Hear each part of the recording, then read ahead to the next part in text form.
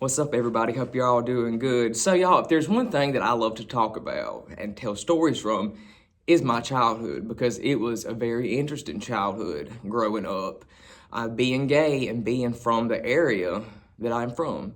I'm from the deep South, up in down in South Carolina, and also to add on top of that is where I lived in. I grew up in a town that was in the Appalachian Mountains, or the Blue Ridge Mountains. It's the same thing. So, I had a very interesting experience, I guess, growing up, because the area that I'm from, my family always been there for generation after generation, hundreds of years.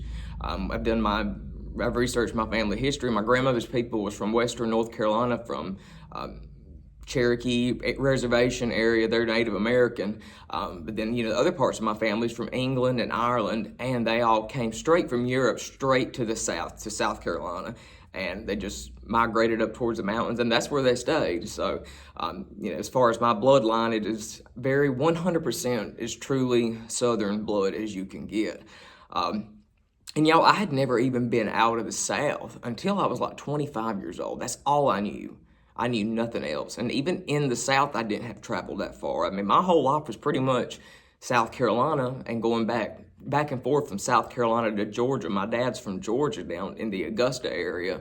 And so, that was really all I knew. And we would go to the beach and stuff, and maybe up to Pigeon Forge, Tennessee, because we didn't live too far from there. But that was all I knew. And so, growing up, some of the things that I experienced, I mean, some of it was bad, but some of my childhood also was, it was awesome, and I'm very thankful. But, it had its challenges, y'all, growing up as a little kid, knowing that I was different. I always felt so different than everybody else. And, I had a little brother, and me and him were like night and day. He's like the typical boy, very much into sports, always had a girlfriend in school, and just very masculine like. And growing up, I was very much the opposite. I had a lot of kind of softer ways that were a little more feminine than him. And we had different interests. Like his was sports.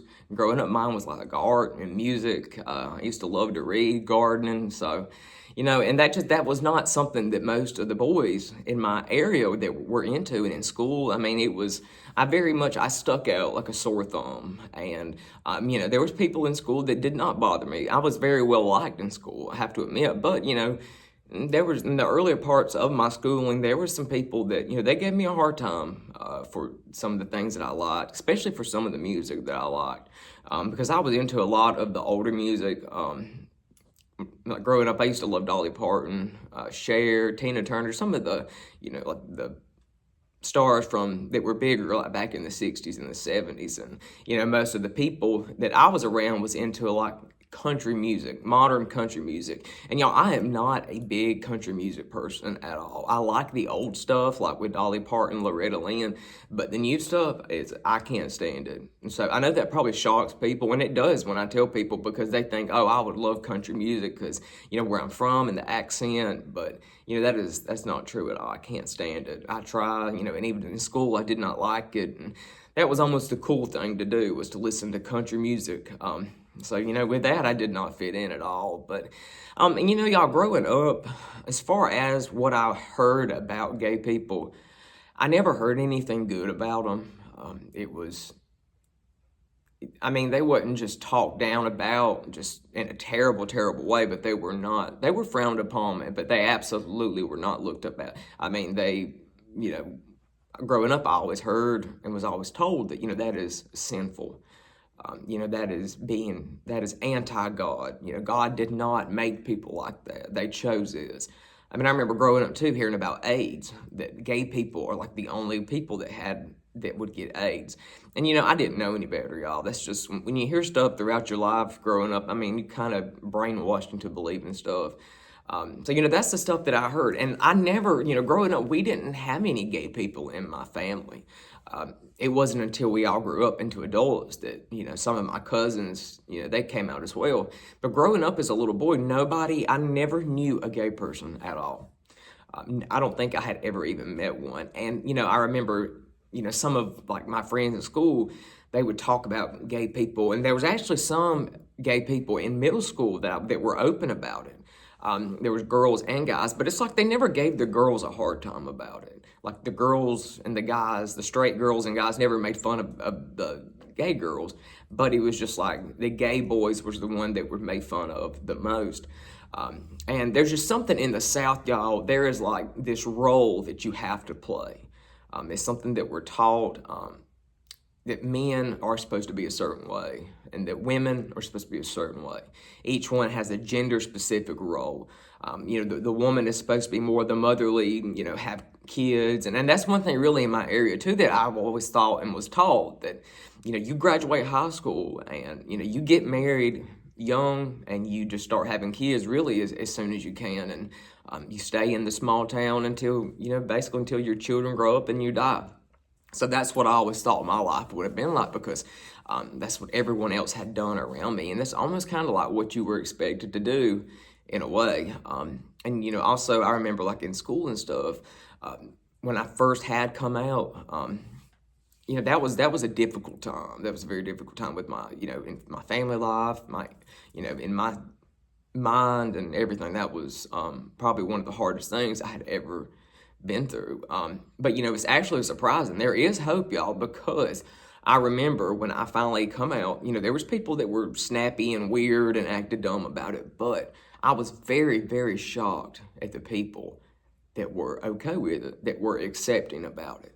I was expecting a total different turnout, but I was very surprised. So, the South, people say all kinds of stuff about the South. They're dumb, they're stupid, they're behind in the times. And yes, there are plenty here that are like that, and they're actually everywhere in the world. It's not just the South, but it has really gotten a lot better down here because I remember, when I was around everybody as a little boy up until now in modern times. I mean, the way the gay community and gay people are viewed is they're viewed in a lot more that it's not anything weird. Because growing up, I was always taught that that was a weird thing. Not only was it wrong, it was just if you did that, you were a freak. You were a weirdo. And now it's not so much like that because, my mom, she has a gay friend that she met, later on in her life that she works with. So, and also, having me a gay son and she has gay nephews, nieces, and, so she's come around a lot with it. She had a hard time at first because, my mom, my grandpa, her dad was a Pentecostal preacher. And so, my mama grew up in a very Christian environment and, that was just something that they were taught that was not okay. That's all she knew. So, I don't hold that grudge against her or anything. At first, when it was all happening, I was angry. I would get mad about it. And, but over time, I learned compassion. I learned how to be more loving and to give them time to, kind of come around to it. But I just made sure to present myself as the best person I could be. And it really paid off because, they have come to a point that they're not weirded out by it at all. We talk about it. I talk about my love life and make jokes and, and they're right there with it. They laugh at a lot of the stuff I say. I can have serious conversations with them. And, really, y'all, I was like the guinea pig of my family. I have a huge family. And I was the first one out of, I think altogether, I have right at 30 first cousins.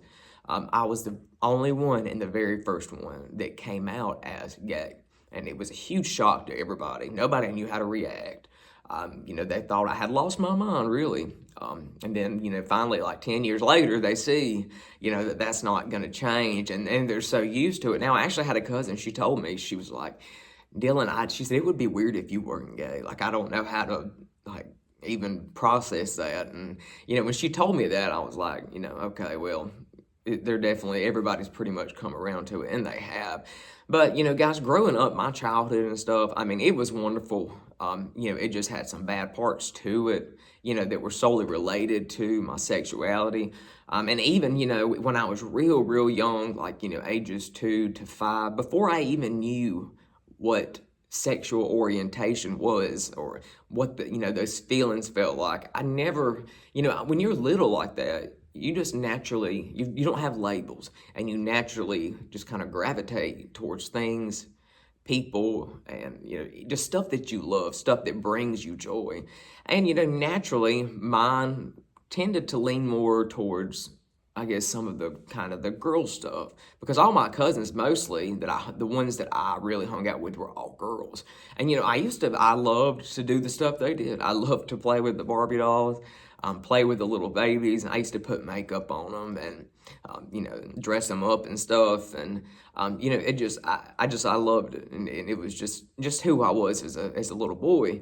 And over time, as I got older, that began to be frowned upon. And, it was something I guess everyone thought that I needed to grow out of.